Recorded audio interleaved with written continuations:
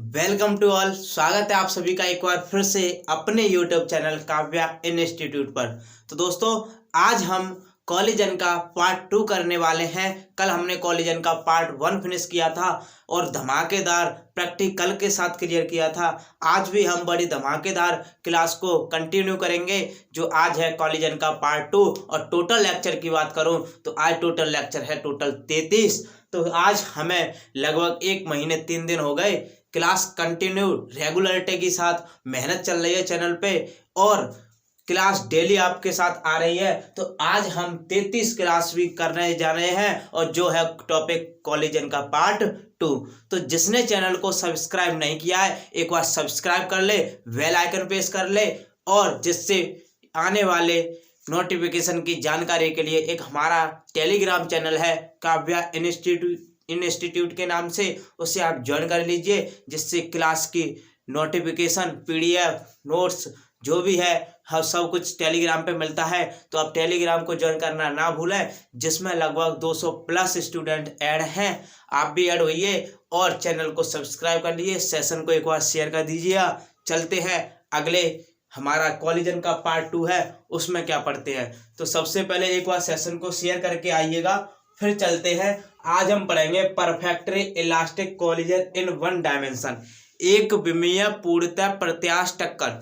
कल मैंने आपको कॉलिजन के टाइप पढ़ा दिए हैं, जिसमें मैंने पूर्णतः प्रत्यास्थ टक्कर भी समझाई थी, पूर्णतः अप्रत्यास्थ टक्कर भी समझाई थी और अप्रत्यास्थ टक्कर भी समझाई थी। लेकिन आज मैं आपको समझाऊंगा कि perfectly elastic collision in one dimension कि एक विमीय पूर्णतः प्रत्यास्थ टक्कर होता क्या है। तो देखो मेरे दोस्तों, आज देखना कि मान ले फॉर दिस एग्जाम्पल ये कोई एक गेंद है। क्या है? एक गेंद है। गेंद का द्रव्यमान m1 है। गेंद ना मान तू पिंड मान ले, पिंड मान ले मेरे लाल। अब देख ये पिंड है, m1 इसका वेग है, सॉरी m1 इसका द्रव्यमान है और ये u1 वेलोसिटी से आगे जा रही है, u1 वेलोसिटी से आगे जा रही है। अब देख मेरे लाल, हमने दूसरा पिंड माना जिसका द्रव्यमान है m2, जिसका द्रव्यमान है m2 और वो जो जा रही है वो u2 वेग से आगे जा रही है, वो u2 वेग से आगे जा रही है। अब देख मेरा, ये जो कंडीशन है, ये जो कंडीशन है वो क्या है? बिफोर कॉलिजन है। क्या है? बिफोर कॉलिजन है। कब की स्थिति है? बिफोर कॉलिजन की।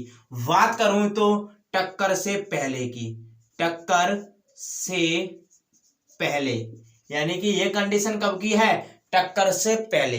अब इन दोनों पिंडों में मैं टक्कर कराता हूं, इन दोनों पिंडों में मैं क्या करा रहा हूं? टक्कर, बात करूं कॉलिजन करा रहा हूं। तो देख मेरे लाल, अगर मैं इन दोनों पिंडों में टक्कर कराऊंगा, टक्कर हो जाने के बाद, कॉलिजन हो जाने के बाद उन दोनों पिंडों में से किसी एक पिंड या दोनों पिंड के शेप और साइज में क्या आता है? चेंज आता है। मान ले इन दोनों पिंडों की मैंने टक्कर कराई, टक्कर के बाद ये पिंड कुछ ऐसा हो गए, यानी कि दोनों पिंडों में से दोनों का या किसी एक का क्या हो जाएगा? शेप एंड साइज में क्या आ जाएगा? चेंज आ जाएगा। टक्कर होगी तो जरूर आएगा, टक्कर होगी तो जरूर आएगा। अब देख मेरे लाल, इसमें जो है m1 मास का है, ये m2 मास का है। अब देख ये स्थिति कब की है? ये कौन कंडीशन कब की है? ड्यूरिंग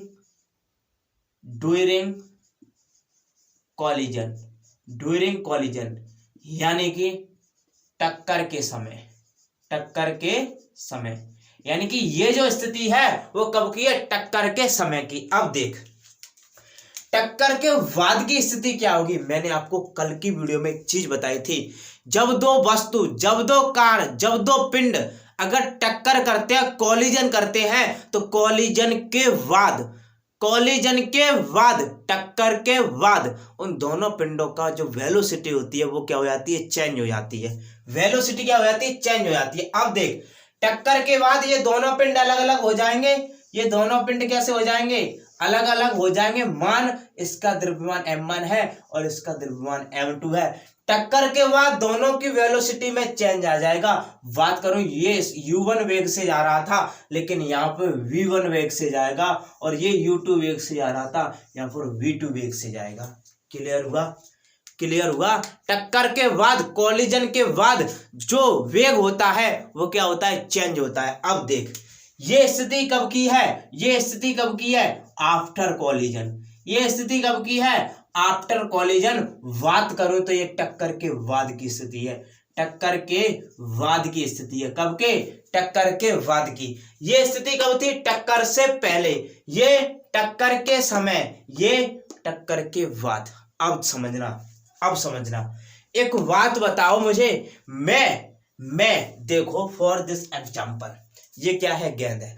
अगर मैं इस गेंद को टक्कर करना चाहूंगा, पीछे से कॉलिजन करना चाहूंगा, बात करूं ये गेंद है, मान ले ये कोई कार है, ये एक मेरी दूसरी कार है, मैं यहां से इस पे टक्कर करना चाहूंगा, तो ये पीछे वाली इस पे कार टक्कर करेगी, तो क्या इसकी वेलोसिटी इस कार से ज्यादा होगी पीछे वाले की?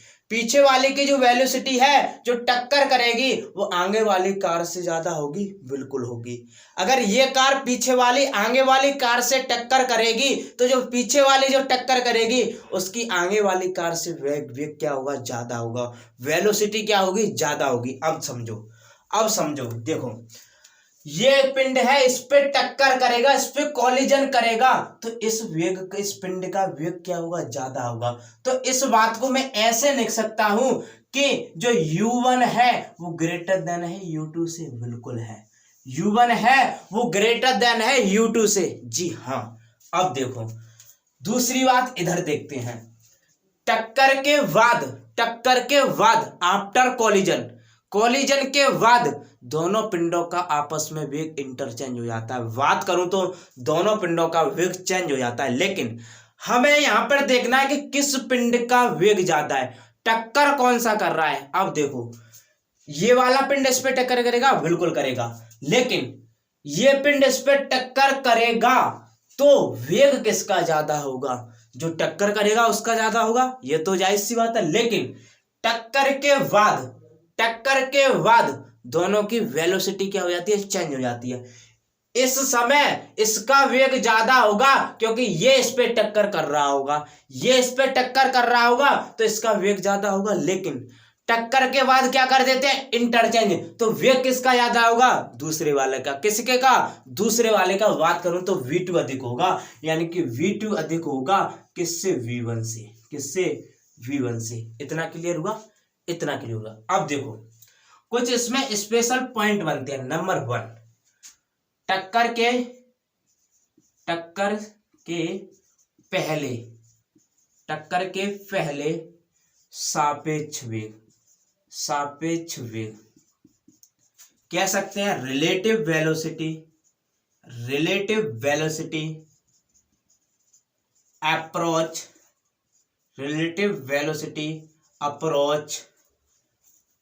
बिफोर कॉलिजन, यानी कि टक्कर के पहले सापेक्ष वेग। दूसरा पॉइंट, टक्कर के बाद सापेक्ष वेग कह सकते हैं। रिलेटिव वेलोसिटी आफ्टर कॉलिजन, यानी कि टक्कर के बाद सापेक्ष वेग और टक्कर के पहले सापेक्ष। एक बात बताइए, इन दोनों वेगों में मुझे अंतर निकालना है इन दोनों वेगों में, तो ज्यादा में से कम को घटाएंगे। जब अंतर निकालते हैं तो ज्यादा में से कम को घटाते हैं। जी हाँ, बिल्कुल ज्यादा में से कम को घटाते हैं। तो देखो, यहाँ पे ज्यादा कौन है? u1, कम कौन है? u2। निकालना किसका? टक्कर के पहले, बिफोर कॉलिजन। कंडीशन कब है? बिफोर कॉलिजन, टक्कर से पहले। तो अंतर निकालना है। बात करें तो अंतर के लिए हम ज्यादा में से कम को उठाएंगे। ज्यादा कौन सा? u1। कम कौन सा है? u2। क्लियर हुआ? अब देखो, टक्कर के बाद सापेक्ष वेग, रिलेटिव वेलोसिटी आफ्टर कॉलिजन यहां पर होगी क्योंकि ये कंडीशन है टक्कर के बाद, यानी कि आफ्टर कॉलिजन। कब है? After collision. अब देखो, ज्यादा में से कम, ज्यादा कौन सा? v2, कम कौन सा? v1। इतना क्लियर हुआ? इतना क्लियर हो। वहां से इतना तो है, टक्कर के पहले जो सापेक्ष वेग है वो बराबर होगा टक्कर के बाद सापेक्ष वेग के। टक्कर के पहले जो सापेक्ष वेग है बात करें u1 माइनस के u2, किसके बराबर होगा v2 माइनस के v1। यही इसका कंसेप्ट बनता है। कैसे होता है तो देखना, नोट करना कैसे होता है।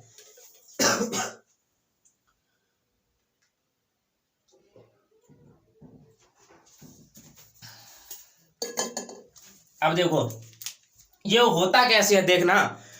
ये मैंने बता दिया, टक्कर के पहले सापेक्ष वेग u1 माइनस के u2 बराबर होता है टक्कर के बाद सापेक्ष वेग के। कैसे कैसे ये कंडीशन होती है, मानता हूं ये अपने आप में इंपॉर्टेंट रिलेशन है, अपने आप में इंपॉर्टेंट रिलेशन है, लेकिन कैसे प्रूव करके बताओ कैसे। अब देखना कैसे।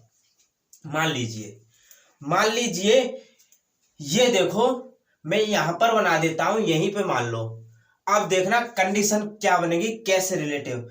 एक बात बताइए, जब ये कोई टक्कर है, अपने आप में क्या है, टक्कर है, और टक्कर भी कौन सी है, पूर्णतः प्रत्यास्थ टक्कर। बात करूं तो elastic collision sorry, perfectly elastic collision है, जो मैंने आपको कल पढ़ाया था, जिसमें टक्कर कोई सा भी हो हमेशा लीनियर मोमेंटम कांस्टेंट रहता है। बात करूं तो रेखीय सम्वेग संरचित रहता है, पहली बात।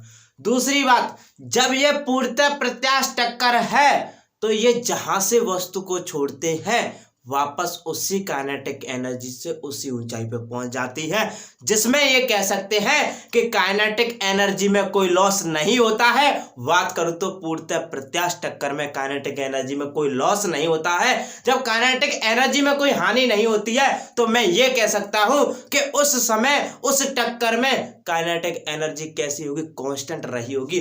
बात करूं तो नियत रही होगी।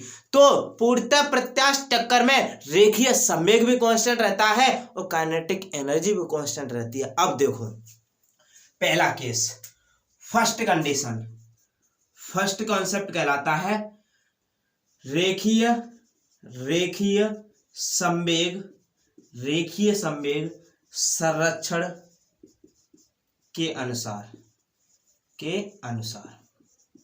क्या मुझे एक बात बताइए, जब ये टक्कर है रेखीय संवेग संरक्षण रहेगा तो मैं क्या ये कह सकता हूं कि टक्कर के पहले का लीनियर मोमेंटम, टक्कर के पहले का लीनियर मोमेंटम बराबर होगा टक्कर के बाद के लीनियर मोमेंटम के बराबर। जी हाँ बिल्कुल, टक्कर के पहले का लीनियर मोमेंटम बराबर होगा टक्कर के बाद में लीनियर मोमेंटम की। बिल्कुल होगा। क्यों होगा? क्योंकि लीनियर मोमेंटम कॉलिजन में कांस्टेंट रहता है। बात करो तो नियत रहता है, कांस्टेंट रहता है। जो टक्कर के पहले लीनियर मोमेंटम होगा वही टक्कर के बाद में लीनियर मोमेंटम होगा। तो देखो सबसे पहली कंडीशन देखते हैं कि टक्कर के पहले लीनियर मोमेंटम क्या होगा। क्या मैं इस रिलेशन को अभी हटा दूं? जी हाँ, मैं अभी इस रिलेशन को हटा रहा हूं। तब देखना, पहले यहां देख लो, यहां पे दिख रहा होगा आपको, यहां पे देख लो। अब देखना ध्यान से, टक्कर के पहले का लीनियर मोमेंटम यानी कि टक्कर के पहले रेखीय संवेग बराबर होगा टक्कर के बाद रेखीय संवेग के, यानी कि टक्कर के पहले रेखीय संवेग और बराबर होगा टक्कर के बाद रेखीय संवेग के। क्यों? क्योंकि कांस्टेंट रहता है कॉलिजन में। अब देखना टक्कर के पहले रेखीय संवेग निकालेंगे। पहले पिंड का रेखीय संवेग मोमेंटम क्या होता है? P बराबर mv, द्रव्यमान गुणा वेग। तो पहले का लीनियर मोमेंटम m1v1 तो m1u1 प्लस दूसरे का m2u2 बराबर टक्कर के बाद m1v1 बराबर प्लस m2 और v2। अब देखना m1v1 M1U1 माइनस M1V1 बराबर M2V2 प्लस का उधर आके माइनस का M2U2। M1 कॉमन ले लो U1 माइनस V1 बराबर M2 कॉमन ले लो V2 माइनस U2। इक्वेशन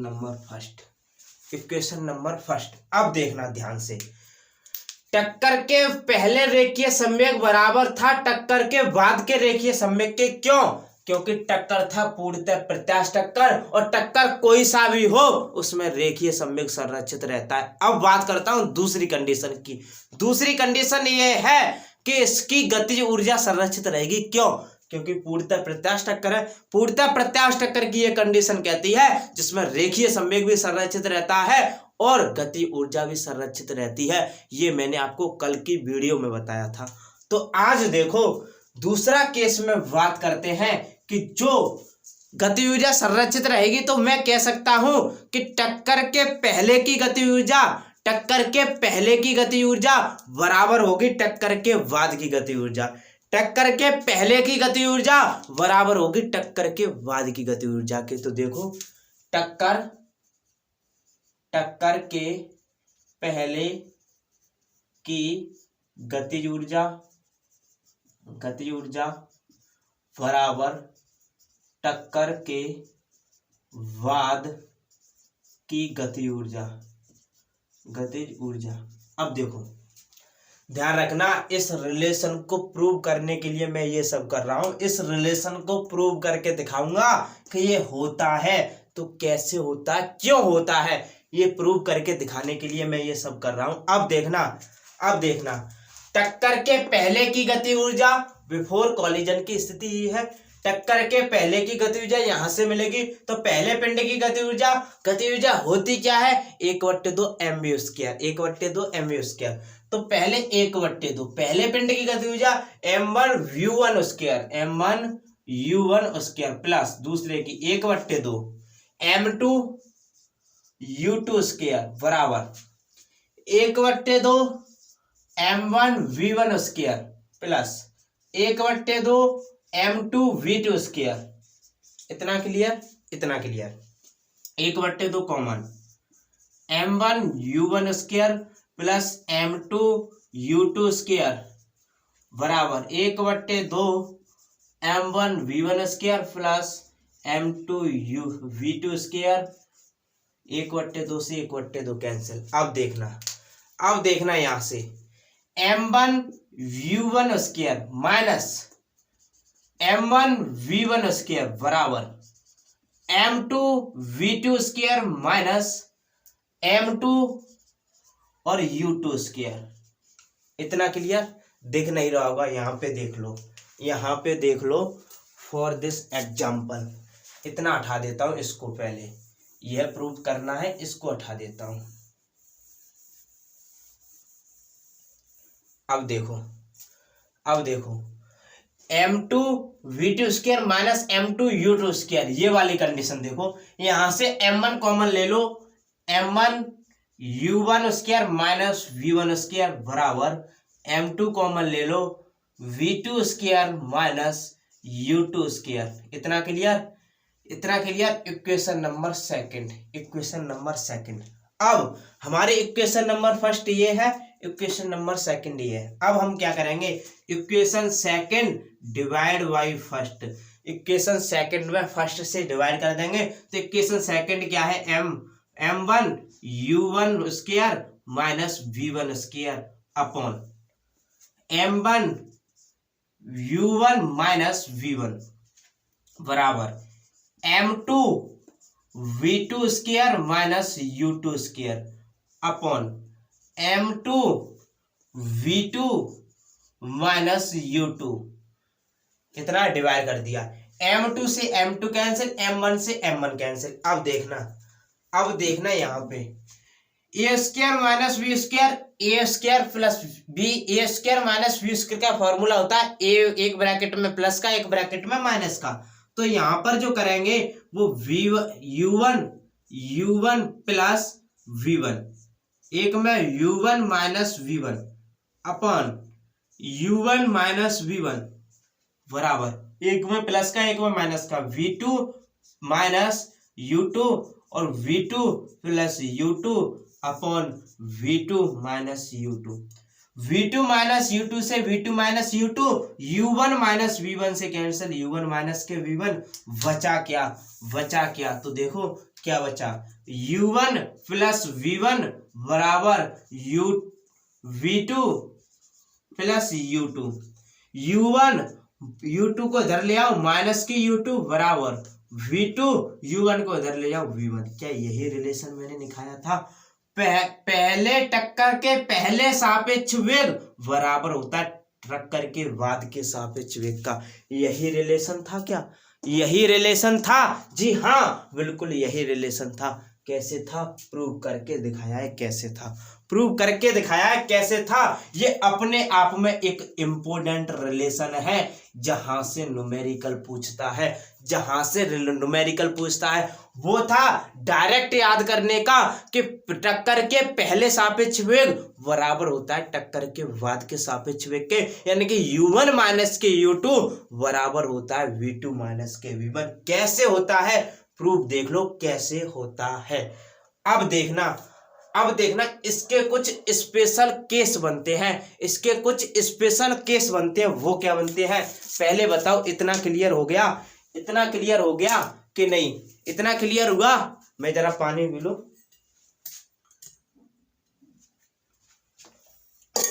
अब देखो इतना क्लियर हुआ। अब चलते हैं इसके स्पेशल केस पे। इसके कुछ स्पेशल केस बनते हैं, नोट कर लो। अगर जिसको नोट करना हो जल्दी नोट करो, जल्दी करो नोट। अब देखो इसके कुछ स्पेशल केस पे चलते हैं कि स्पेशल केस क्या होते हैं। अब देखना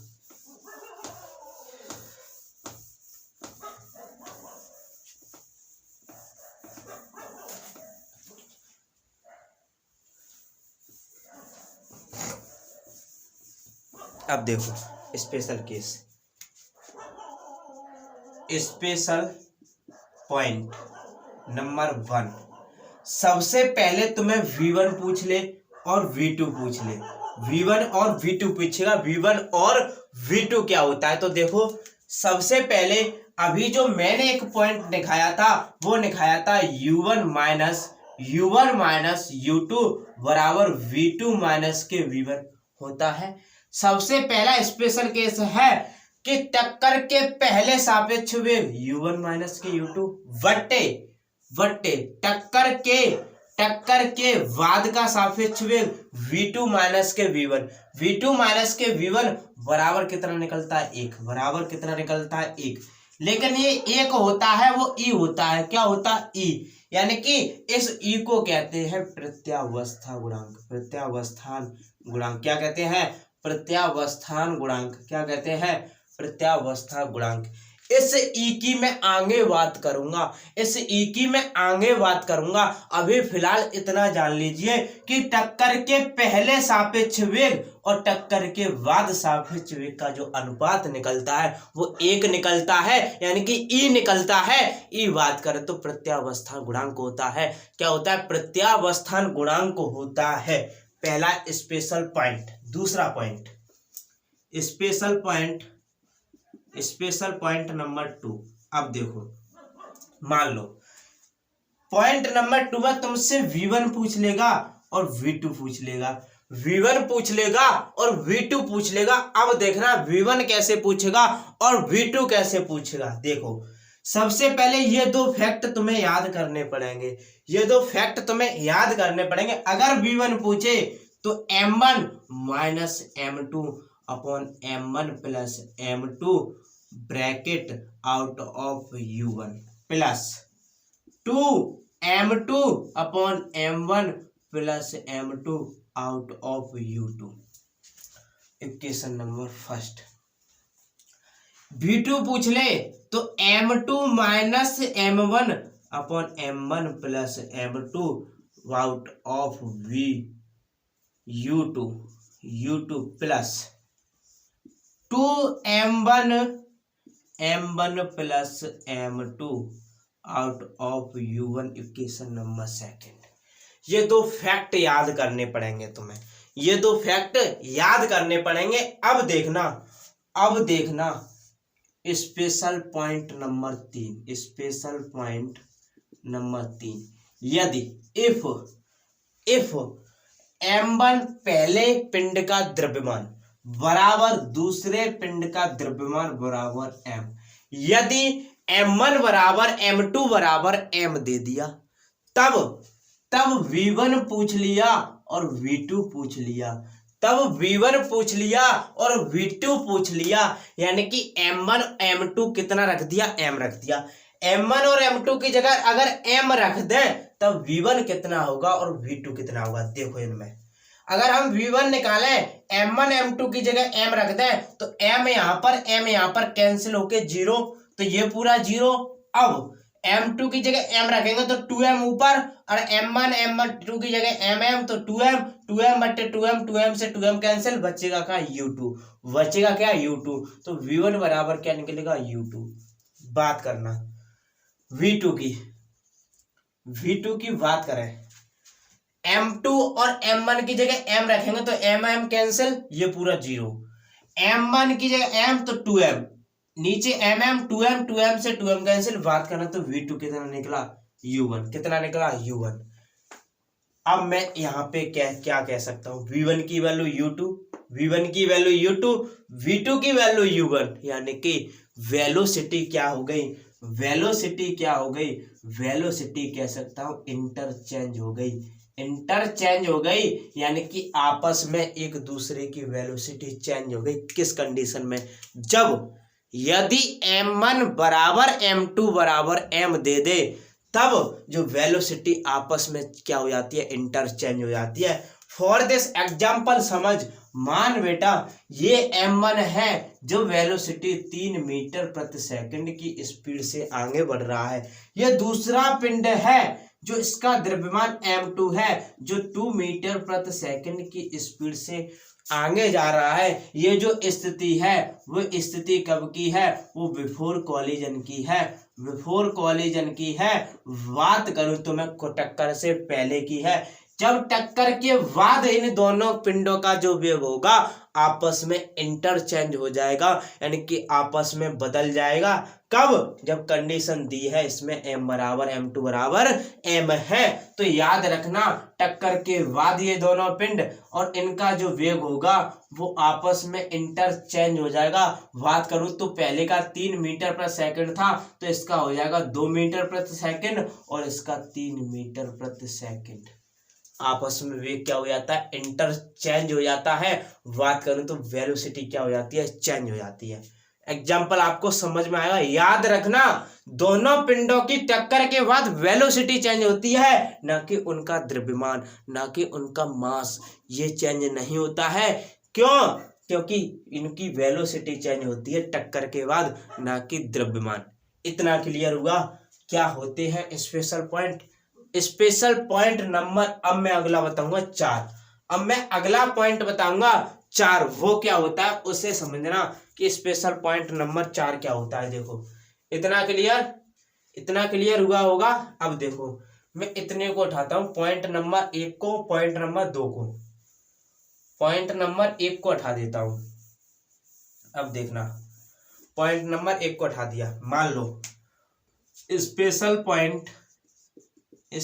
पॉइंट नंबर 4 वो है इफ u2 बराबर 0 दे दे। बात करूं तो ये रेस्ट में हो, बात करूं तो ये किस में हो, रेस्ट में हो। तब देखना अगर तुमको u2 रेस्ट में दे दे और पूछ ले कि v1 कितना होगा और v2 कितना होगा, v1 कितना होगा और v2 कितना होगा, तो देखो u2 रेस्ट में है। बात करो तो पहले v1 में u2 ये है, अगर ये 0 होगा तो ये पूरा 0। बात करूं तो v1 कितना निकला, v1 निकला m1 minus m2 upon m1 plus m2 और आउट ऑफ u1 इतना ही निकलेगा। ये तो 0 हो गया। बात करते हैं v2 की। v2 u2 0 है तो ये पूरा 0 बचेगा क्या, 2m1 upon m1 plus m2 out of u1 इतना ही बचेगा, इतना ही बचेगा। अब देखना, अब आएगा इसमें मजा। अब देखना क्या निकलेगा। जब कंडीशन दे दी उसने U2 0 है, बात करूं तो U2 रेस्ट में है, तो V1 निकलेगा वो इतना निकलेगा और V2 निकलेगा वो इतना निकलेगा। अब देखना स्पेशल पॉइंट नंबर 3 को हटा देता हूं। अब देखना जरा क्या होगा। मान लो स्पेशल पॉइंट नंबर 4 में ये कह दिया, स्पेशल पॉइंट नंबर 4 में ये कह दिया कि M1 बराबर M2 बराबर M है एंड U2 बराबर 0 है, तब V1 बताओ और V2 बताओ। मजेदार क्वेश्चन है, याद रखना। M1 बराबर M2 बराबर M एंड U2 रेस्ट में, तब V1 और V2 पूछ रहा है। अब देखो M1 M2 की जगह M रखना है, M1 M2 की जगह M रखेंगे तो M से M कैंसिल, ये पूरा 0। बात करें U2 0 है तो ये भी 0, तो V1 कितना निकला, V1 भी कितना निकला 0, कितना निकला 0। अब देखना, बात करूं मैं अगर V2 की, M2 M1 की जगह MM रखेंगे तो ये कैंसिल आउट होके ये 0। M1 U1 कितना है, U1 कितना है 0 नहीं है, 0 नहीं है। अगर मैं यहां पर M की 1 की जगह M रखूं और नीचे 2M से 2M कैंसिल, बात कितना आएगा V2 U1, कितना आएगा V2 U1 आएगा। आ गया क्वेश्चन मजेदार, V2 बराबर U1 आएगा तो कंडीशन इसमें ये डिफरेंट बनती है कि अगर M1 बराबर M2 बराबर M they they and U2 rest में दे दे तो V1 0 निकलता है और V2 कितना निकलता है, U1 के बराबर निकलता है। तो ये थी इसकी स्पेशल कंडीशन, ये थी इसकी स्पेशल कंडीशन। अब पढ़ेंगे आगे हम एक विमीय अप्रत्याश टक्कर, एक विमीय पूर्णतः अप्रत्याश टक्कर। देखो कैसे पढ़ेंगे, एक विमीय पूर्णतः अप्रत्याश टक्कर को पढ़ेंगे, जिसमें इतना क्लियर हुआ, हटा दूं। अब देखो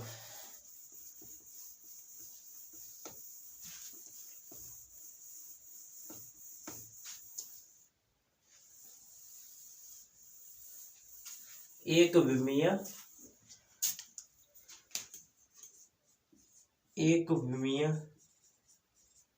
पूर्णतः अप्रत्याश टक्कर, अप्रत्याश टक्कर। अब देखो ये क्या होती है, ये होती क्या है। देखो सबसे पहले एक गेंद ली जिसका द्रव्यमान M1 जो U1 वेलोसिटी से आगे जा रही है, एक और गेंद ली जिसका द्रव्यमान M2 जो U2 वेलोसिटी से आगे जा रही है। ये कंडीशन कब की है, बिफोर कॉलिजन, बिफोर कॉलिजन की कंडीशन है।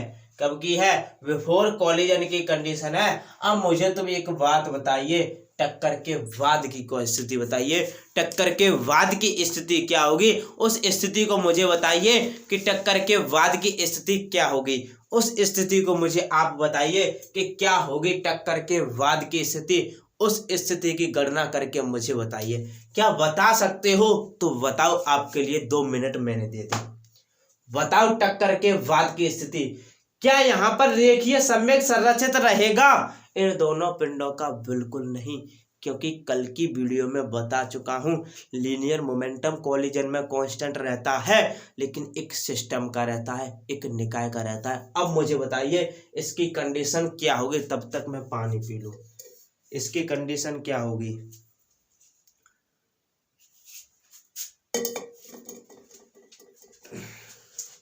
बताओ। क्लियर हुआ, क्लियर हुआ? हाँ भाई, नहीं पता। अब देखो टक्कर के बाद शेप एंड साइज में क्या होगा, परिवर्तन? बिल्कुल जी हाँ, M1 M2, लेकिन इन दोनों पिंडों का जो वेग होगा वो किसके बराबर होगा, V के बराबर होगा। किसके बराबर, V के बराबर।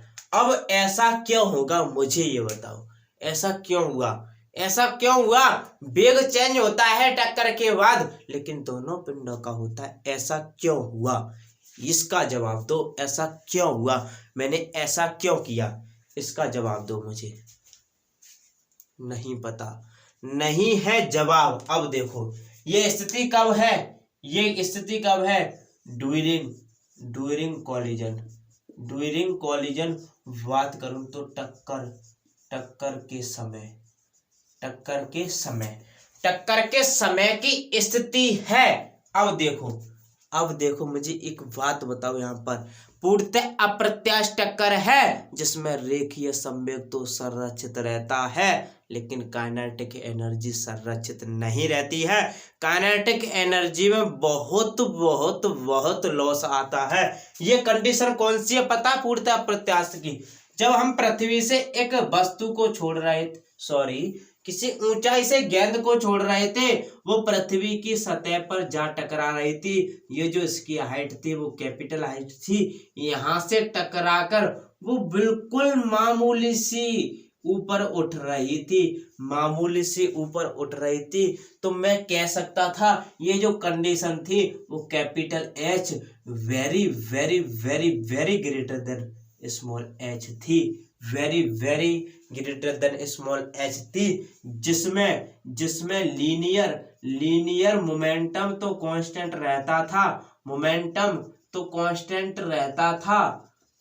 रहता था, लेकिन काइनेटिक एनर्जी कांस्टेंट नहीं होती थी। बात करूं काइनेटिक एनर्जी में क्या आता था? वेरी बहुत ज्यादा लॉस आता था। क्या आता था? लॉस होता था। किसमें? पूर्णतः अप्रत्याशित टक्कर में। तो उसी की कंडीशन में बता रहा हूं, तो इसकी काइनेटिक एनर्जी में लॉस आएगा। जी हाँ, बिल्कुल आएगा। अब देखो, अगर काइनेटिक एनर्जी में लॉस आएगा तो m1 मैं पहले मोमेंटम के आधार पर निकाल रहा हूं, m1 u1 plus m2 u2 बराबर m1 याद रखना, m1 और प्लस m2 और आउट ऑफ v। अब देखो, मैं यहाँ से कॉमन लेना चाहता हूँ। बात करूँ तो v की वैल्यू निकालना चाहता हूँ, तो m1 u1 m2 u2 बट्टे m1 प्लस m2 ये होती है v की वैल्यू। कब? जब एक विमीय पूर्णतः अप्रत्याशित टक्कर पूछ ले तब की बात। एक विमीय पूर्णतः अप्रत्याशित टक्कर पूछ ले तब v पूछ ले, तो m1 u1 plus m2 u2 बट्टे m1 प्लस m2। तो उम्मीद करता हूँ आज का लेक्चर आपको पूरी तरह समझ में आया होगा। कैसे जो मैंने सिद्ध करके दिखाया वो आपको पूरी तरह समझ में आया होगा। आज हमने ये चैप्टर फिनिश नहीं कर पाए, कल की वीडियो में इस चैप्टर को फिनिश कर देंगे, बिल्कुल जड़ से खत्म कर देंगे, जड़ से उखाड़ देंगे कॉलिजन को। कहाँ से क्वेश्चन पूछेगा, जिस प्रकार हम हर एक टॉपिक को जड़ से समाप्त करते आ रहे हैं, कोई कॉन्सेप्ट नहीं बच रहा है, उसी प्रकार से ऐसे ही आज 33 लेक्चर पे पहुंचे हैं। किसी दिन 100 लेक्चर में पूरी फिजिक्स को ख़त्म कर देंगे। बात करें तो जड़ से खत्म कर देंगे। तो आज के लिए इतना ही। जुड़े रहिए अपने यूट्यूब चैनल काव्या इंस्टीट्यूट से। सब्सक्राइब कर लीजिए, शेयर कर दीजिएगा। सेशन को एक बार जरूर शेयर करना, लाइक शेयर एंड कमेंट जरूर करना, जिससे टीचर को मोटिवेट मिले। बात करूँ तो एक टीचर का जो मोटिवेशन होता है वो होती हैं आपकी अच्छी कमेंट है कि टीचर किस प्रकार मेहनत कर रहा है आपके साथ, वही उसका मोटिवेशन है। तो सब्सक्राइब कर लो, बेल आइकन प्रेस कर लो और टेलीग्राम जो चैनल को ज्वाइन करना ना भूलें, जिससे क्लास की PDF नोट्स और जो भी क्लास के ड्यूरिंग जो जानकारी मिलती हैं वो सब टेलीग्राम चैनल पे मिलती हैं। तो टेलीग्राम चैनल को ज्वाइन कर लीजिए। बस आज के लिए इतना ही, मिलते हैं कल की वीडियो में। आज के लिए इतना ही। जय हिंद, जय भारत।